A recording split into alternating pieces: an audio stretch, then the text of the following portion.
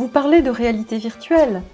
Je réponds immersion dans une grande salle avec des écrans qui donnent le sentiment d'être plongé dans un monde virtuel, individuellement ou à plusieurs. Je réponds interaction avec des interfaces comme les gants, les souris 3D ou les systèmes haptiques qui permettent de manipuler des objets virtuels.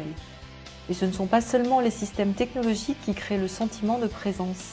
On rêve déjà de se connecter directement par le cerveau au monde virtuel.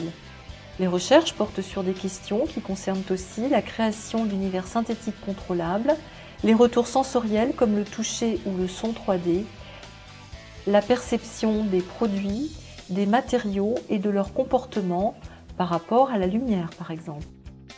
Comment modifier ou déformer des parties d'un produit que l'on prototype en environnement virtuel?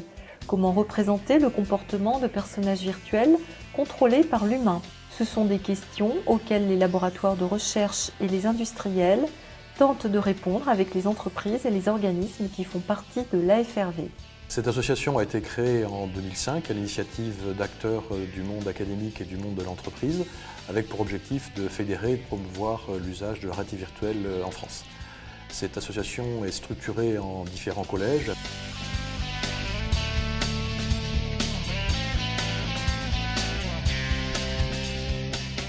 La première action de la FRV est d'organiser tous les ans, en fin d'année, des journées, les journées nationales, qui vont permettre d'écouter à la fois des jeunes chercheurs, des ingénieurs d'entreprise, présenter leurs activités dans le domaine de la réalité virtuelle. Et ce qui est intéressant, c'est que c'est un endroit vraiment de réunion où nous pouvons entendre à la fois des acteurs du monde d'entreprise, des acteurs du monde universitaire et de la recherche, et qu'autour d'exposés, de débats, eh bien, cette communauté vit et c'est vraiment un moment de réunion important.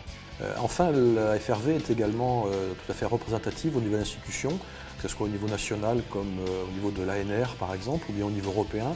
En étant membre fondateur de l'Association européenne de réalité virtuelle, la communauté française est tout à fait représentée et la FRV constitue un guichet finalement où les différentes institutions peuvent s'adresser pour avoir un certain nombre d'éléments, d'informations sur notre communauté. Alors qui est inscrit à la FRV? Comment? Vous en pensez quoi de la FRV? Et moi j'aime bien la lettre qu'on reçoit régulièrement. Rêverie, ouais. Rêverie, voilà, ouais. Et j'aime bien aussi visiter le blog.